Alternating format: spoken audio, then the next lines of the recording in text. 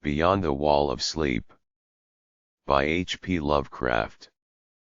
I have often wondered if the majority of mankind ever pause to reflect upon the occasionally titanic significance of dreams, and of the obscure world to which they belong. Whilst the greater number of our nocturnal visions are perhaps no more than faint and fantastic reflections of our waking experiences, Freud to the contrary with his puerile symbolism, there are still a certain remainder whose immundane and ethereal character permits of no ordinary interpretation, and whose vaguely exciting and disquieting effect suggests possible minute glimpses into a sphere of mental existence no less important than physical life, yet separated from that life by an all but impassable barrier. From my experience I cannot doubt but that man, when lost to terrestrial consciousness, is indeed sojourning in another and uncorporeal life of far different nature from the life we know, and of which only the slightest and most indistinct memories linger after waking. From those blurred and fragmentary memories we may infer much, yet prove little. We may guess that in dreams life, matter, and vitality, as the earth knows such things, are not necessarily constant, and that time and space do not exist as our waking selves comprehend them. Sometimes I believe that this less material life is our truer life, and that our vain presence on the terraqueous globe is itself the secondary or merely virtual phenomenon. It was from a youthful reverie filled with speculations of this sort that I arose one afternoon in the winter of 1900-01, when to the state psychopathic institution in which I served as an intern was brought the man whose case has ever since haunted me so unceasingly. His name, as given on the records, was Joe Slater, or Slaughter, and his appearance was that of the typical denizen of the Catskill Mountain region, one of those strange, repellent scions of a primitive colonial peasant stock whose isolation for nearly 3 centuries in the hilly fastnesses of a little-traveled countryside has caused them to sink to a kind of barbaric degeneracy, rather than advance with their more fortunately placed brethren of the thickly settled districts. Among these odd folk, who correspond exactly to the decadent element of white trash in the South, law and morals are non-existent, and their general mental status is probably below that of any other section of the Native American people. Joe Slater, who came to the institution in the vigilant custody of 4 state policemen, and who was described as a highly dangerous character, certainly presented no evidence of his perilous disposition when I first beheld him. Though well above the middle stature, and of somewhat brawny frame, he was given an absurd appearance of harmless stupidity by the pale, sleepy blueness of his small watery eyes, the scantiness of his neglected and never-shaven growth of yellow beard, and the listless drooping of his heavy nether lip. His age was unknown, since among his kind neither family records nor permanent family ties exist, but from the baldness of his head in front, and from the decayed condition of his teeth, the head surgeon wrote him down as a man of about 40. From the medical and court documents we learned all that could be gathered of his case. This man, a vagabond, hunter, and trapper, had always been strange in the eyes of his primitive associates. He had habitually slept at night beyond the ordinary time, and upon waking would often talk of unknown things in a manner so bizarre as to inspire fear even in the hearts of an unimaginative populace. Not that his form of language was at all unusual, for he never spoke save in the debased patois of his environment, but the tone and tenor of his utterances were of such mysterious wildness, that none might listen without apprehension. He himself was generally as terrified and baffled as his auditors, and within an hour after awakening would forget all that he had said, or at least all that had caused him to say what he did, relapsing into a bovine, half-amiable normality like that of the other hill-dwellers. As Slater grew older, it appeared, his matutinal aberrations had gradually increased in frequency and violence, till about a month before his arrival at the institution had occurred the shocking tragedy which caused his arrest by the authorities. One day near noon, after a profound sleep begun in a whiskey debauch at about 5 of the previous afternoon, the man had roused himself most suddenly, with ululations so horrible and unearthly that they brought several neighbors to his cabin, a filthy sty where he dwelt with a family as indescribable as himself. Rushing out into the snow, he had flung his arms aloft and commenced a series of leaps directly upward in the air, the while shouting his determination to reach some big cabin with brightness in the roof and walls and floor and the loud queer music facts away. As 2 men of moderate size sought to restrain him, he had struggled with maniacal force and fury, screaming of his desire and need to find and kill a certain thing that shines and shakes and laughs. At length, after temporarily felling one of his detainers with a sudden blow, he had flung himself upon the other in a demoniac ecstasy of bloodthirstiness, shrieking fiendishly that he would jump high in the air and burn his way through anything that stopped him. Family and neighbors had now fled in a panic, and when the more courageous of them returned, Slater was gone, leaving behind an unrecognizable pulp-like thing that had been a living man but an hour before. None of the mountaineers had dared to pursue him, and it is likely that they would have welcomed his death from the cold, but when several mornings later they heard his screams from a distant ravine, they realized that he had somehow managed to survive, and that his removal in one way or another would be necessary. Then had followed an armed searching party, whose purpose, whatever it may have been originally, became that of a sheriff's posse after one of the seldom popular state troopers had by accident observed, then questioned, and finally joined the seekers. On the 3rd day Slater was found unconscious in the hollow of a tree, and taken to the nearest jail, where alienists from Albany examined him as soon as his senses returned.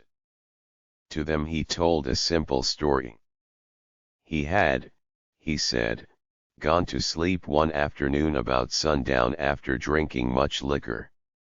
He had awaked to find himself standing bloody-handed in the snow before his cabin, the mangled corpse of his neighbor Peter Slater at his feet. Horrified, he had taken to the woods in a vague effort to escape from the scene of what must have been his crime. Beyond these things he seemed to know nothing, nor could the expert questioning of his interrogators bring out a single additional fact. That night Slater slept quietly, and the next morning he wakened with no singular feature save a certain alteration of expression. Dr. Barnard, who had been watching the patient, thought he noticed in the pale blue eyes a certain gleam of peculiar quality, and in the flaccid lips an all but imperceptible tightening, as if of intelligent determination. But when questioned, Slater relapsed into the habitual vacancy of the mountaineer, and only reiterated what he had said on the preceding day. On the 3rd morning occurred the first of the man's mental attacks. After some show of uneasiness in sleep, he burst forth into a frenzy so powerful that the combined efforts of 4 men were needed to bind him in a straitjacket. The alienists listened with keen attention to his words, since their curiosity had been aroused to a high pitch by the suggestive yet mostly conflicting and incoherent stories of his family and neighbors. Slater raved for upward of 15 minutes, babbling in his backwoods dialect of green edifices of light, oceans of space, strange music, and shadowy mountains and valleys. But most of all did he dwell upon some mysterious blazing entity that shook and laughed and mocked at him. This vast, vague personality seemed to have done him a terrible wrong, and to kill it in triumphant revenge was his paramount desire. In order to reach it, he said, he would soar through abysses of emptiness, burning every obstacle that stood in his way. Thus ran his discourse, until with the greatest suddenness he ceased. The fire of madness died from his eyes, and in dull wonder he looked at his questioners and asked why he was bound. Our Barnard unbuckled the leather harness and did not restore it till night, when he succeeded in persuading Slater to don it of his own volition, for his own good. The man had now admitted that he sometimes talked queerly, though he knew not why. Within a week 2 more attacks appeared, but from them the doctors learned little. On the source of Slater's visions they speculated at length, for since he could neither read nor write, and had apparently never heard a legend or fairy tale, his gorgeous imagery was quite inexplicable. That it could not come from any known myth or romance was made especially clear by the fact that the unfortunate lunatic expressed himself only in his own simple manner. He raved of things he did not understand and could not interpret, things which he claimed to have experienced, but which he could not have learned through any normal or connected narration.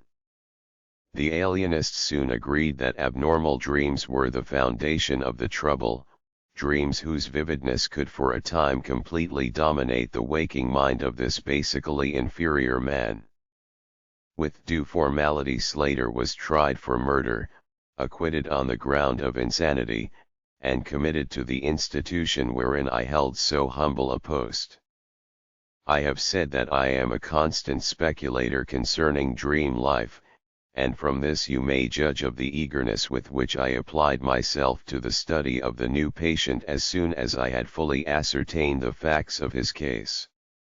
He seemed to sense a certain friendliness in me, born no doubt of the interest I could not conceal, and the gentle manner in which I questioned him. Not that he ever recognized me during his attacks, when I hung breathlessly upon his chaotic but cosmic word pictures, but he knew me in his quiet hours, when he would sit by his barred window weaving baskets of straw and willow, and perhaps pining for the mountain freedom he could never again enjoy.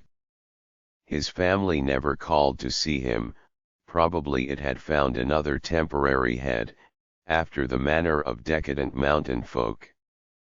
By degrees I commenced to feel an overwhelming wonder at the mad and fantastic conceptions of Joe Slater.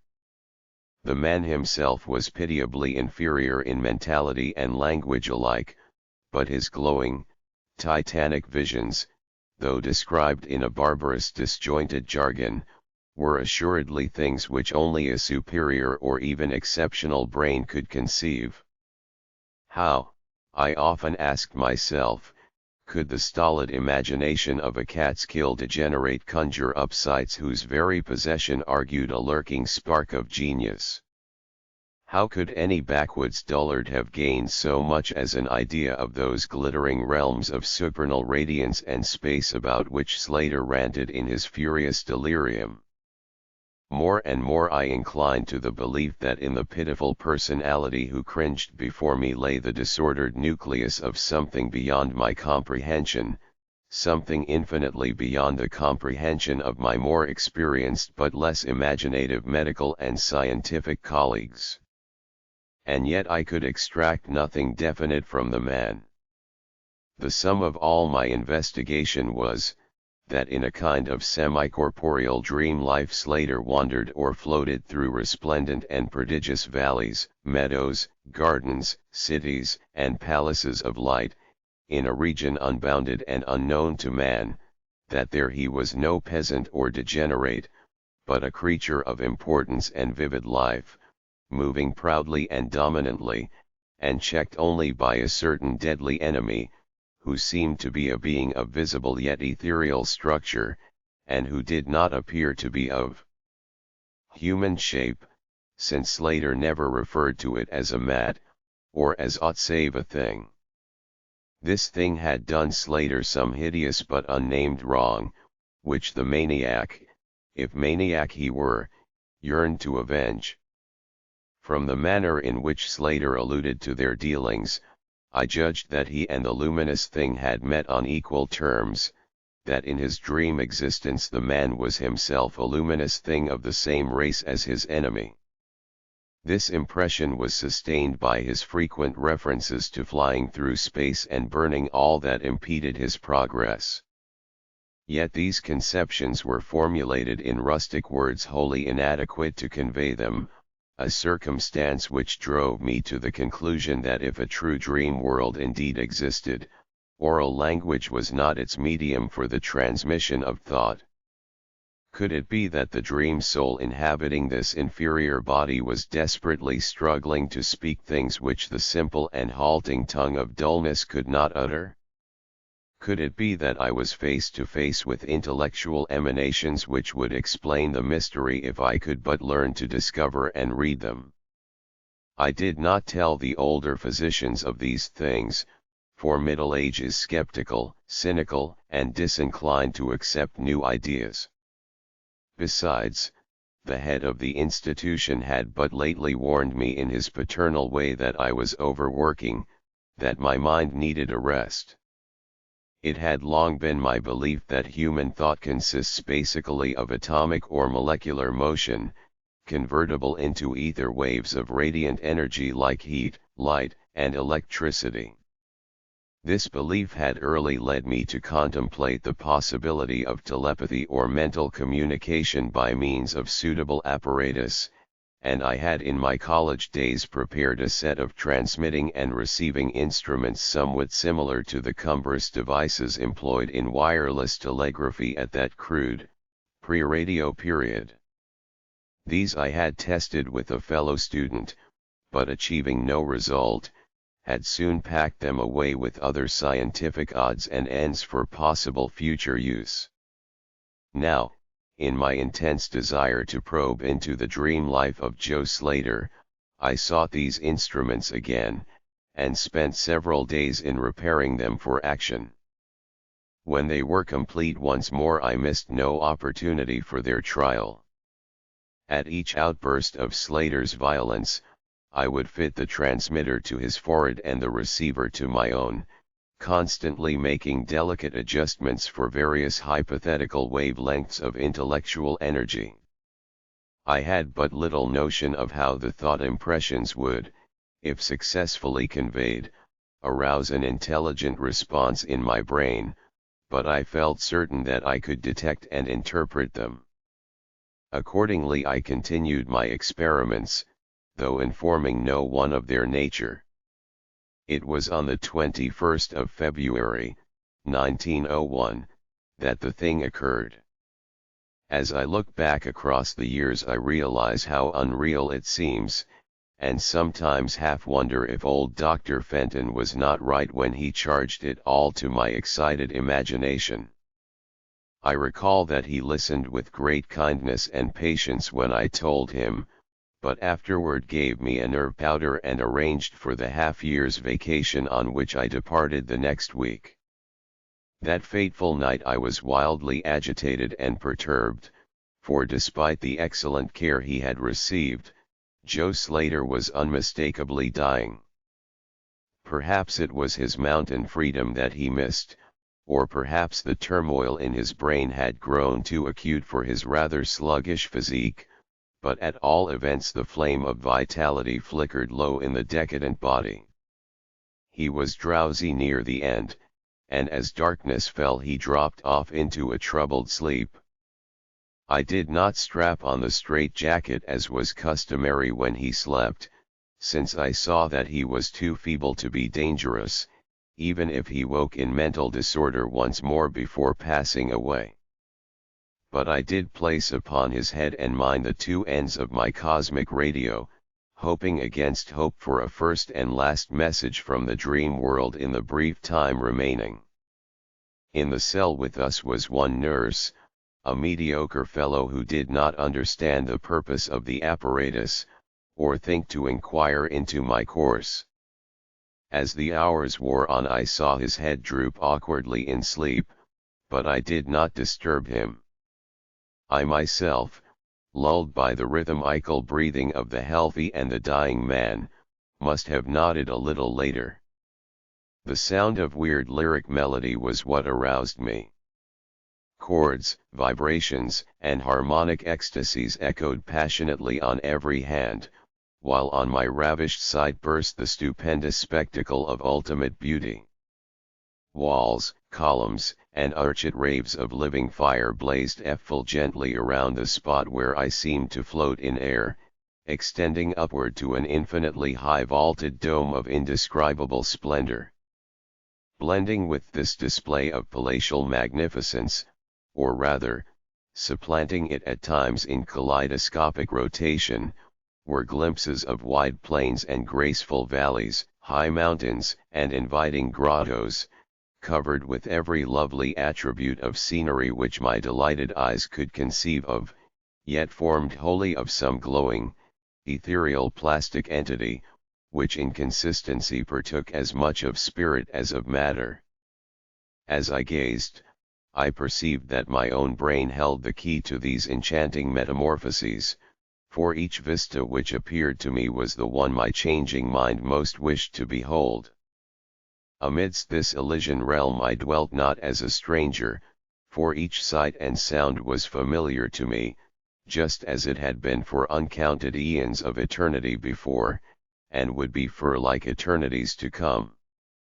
Then the resplendent aura of my brother of light drew near and held colloquy with me, soul to soul, with silent and perfect interchange of thought. The hour was one of approaching triumph, for was not my fellow being escaping at last from a degrading periodic bondage, escaping forever, and preparing to follow the accursed oppressor even unto the uttermost fields of ether, that upon it might be wrought a flaming cosmic vengeance which would shake the spheres. We floated thus for a little time, when I perceived a slight blurring and fading of the objects around us, as though some force were recalling me to earth where I least wished to go. The form near me seemed to feel a change also, for it gradually brought its discourse toward a conclusion, and itself prepared to quit the scene, fading from my sight at a rate somewhat less rapid than that of the other objects. A few more thoughts were exchanged, and I knew that the luminous one and I were being recalled to bondage, though for my brother of light it would be the last time. The sorry planet shell being well nigh spent, in less than an hour my fellow would be free to pursue the oppressor along the Milky Way and past the hither stars to the very confines of infinity. A well-defined shock separates my final impression of the fading scene of light from my sudden and somewhat shamefaced awakening and straightening up in my chair as I saw the dying figure on the couch move hesitantly. Joe Slater was indeed awaking, though probably for the last time. As I looked more closely, I saw that in the sallow cheeks shone spots of color which had never before been present. The lips, too, seemed unusual, being tightly compressed, as if by the force of a stronger character than had been Slater's. The whole face finally began to grow tense, and the head turned restlessly with closed eyes. I did not rouse the sleeping nurse, but readjusted the slightly disarranged headbands of my telepathic radio, intent to catch any parting message the dreamer might have to deliver. All at once the head turned sharply in my direction and the eyes fell open, causing me to stare in blank amazement at what I beheld. The man who had been Joe Slater, the Catskill decadent, was now gazing at me with a pair of luminous, expanding eyes whose blue seemed subtly to have deepened. Neither mania nor degeneracy was visible in that gaze, and I felt beyond a doubt that I was viewing a face behind which lay an active mind of high order. At this juncture my brain became aware of a steady external influence operating upon it. I closed my eyes to concentrate my thoughts more profoundly, and was rewarded by the positive knowledge that my long-sought mental message had come at last. Each transmitted idea formed rapidly in my mind, and though no actual language was employed, my habitual association of conception and expression was so great that I seemed to be receiving the message in ordinary English. "Joe Slater is dead," came the soul-petrifying voice of an agency from beyond the wall of sleep. My opened eyes sought the couch of pain in curious horror, but the blue eyes were still calmly gazing, and the countenance was still intelligently animated. "He is better dead, for he was unfit to bear the active intellect of cosmic entity. His gross body could not undergo the needed adjustments between ethereal life and planet life. He was too much an animal, too little a man, yet it is through his deficiency that you have come to discover me, for the cosmic and planet souls rightly should never meet. He has been in my torment and diurnal prison for 42 of your terrestrial years. I am an entity like that which you yourself become in the freedom of dreamless sleep. I am your brother of light, and have floated with you in the effulgent valleys. It is not permitted me to tell your waking earth self of your real self, but we are all roamers of vast spaces and travelers in many ages. Next year I may be dwelling in the Egypt which you call ancient, or in the cruel empire of Tsan-Chan which is to come 3,000 years hence. You and I have drifted to the worlds that reel about the red Arcturus, and dwelt in the bodies of the insect philosophers that crawl proudly over the fourth moon of Jupiter. How little does the earth self know life and its extent? How little, indeed, ought it to know for its own tranquility? Of the oppressor I cannot speak. You on earth have unwittingly felt its distant presence, you who without knowing idly gave the blinking beacon the name of the Algol, the demon star. It is to meet and conquer the oppressor that I have vainly striven for eons, held back by bodily encumbrances. Tonight I go as a nemesis bearing just and blazingly cataclysmic vengeance. Watch me in the sky close by the demon star. I cannot speak longer, for the body of Joe Slater grows cold and rigid, and the coarse brains are ceasing to vibrate as I wish. You have been my only friend on this planet, the only soul to sense and seek for me within the repellent form which lies on this couch. We shall meet again, perhaps in the shining mists of Orion's sword, perhaps on a bleak plateau in prehistoric Asia, perhaps in unremembered dreams tonight, perhaps in some other form an eon hence, when the solar system shall have been swept away. At this point the thought waves abruptly ceased, and the pale eyes of the dreamer, or can I say dead man, commenced to glaze fishily. In a half-stupor I crossed over to the couch and felt of his wrist, but found it cold, stiff, and pulseless. The sallow cheeks paled again, and the thick lips fell open, disclosing the repulsively rotten fangs of the degenerate Joe Slater. I shivered, pulled a blanket over the hideous face, and awakened the nurse. Then I left the cell and went silently to my room. I had an instant and unaccountable craving for a sleep whose dreams I should not remember. The climax? What plain tale of science can boast of such a rhetorical effect? I have merely set down certain things appealing to me as facts, allowing you to construe them as you will. As I have already admitted, my superior, old Dr. Fenton, denies the reality of everything I have related. He vows that I was broken down with nervous strain, and badly in need of the long vacation on full pay which he so generously gave me. He assures me on his professional honor that Joe Slater was but a low-grade paranoiac, whose fantastic notions must have come from the crude hereditary folk tales which circulated in even the most decadent of communities. All this he tells me, yet I cannot forget what I saw in the sky on the night after Slater died. Lest you think me a biased witness, another pen must add this final testimony, which may perhaps supply the climax you expect. I will quote the following account of the star nova Persei verbatim from the pages of that eminent astronomical authority, Professor Garrett P. Service. On February 22, 1901, a marvelous new star was discovered by Dr. Anderson of Edinburgh, not very far from Algol. No star had been visible at that point before. Within 24 hours the stranger had become so bright that it outshone Capella. In a week or two it had visibly faded, and in the course of a few months it was hardly discernible with the naked eye.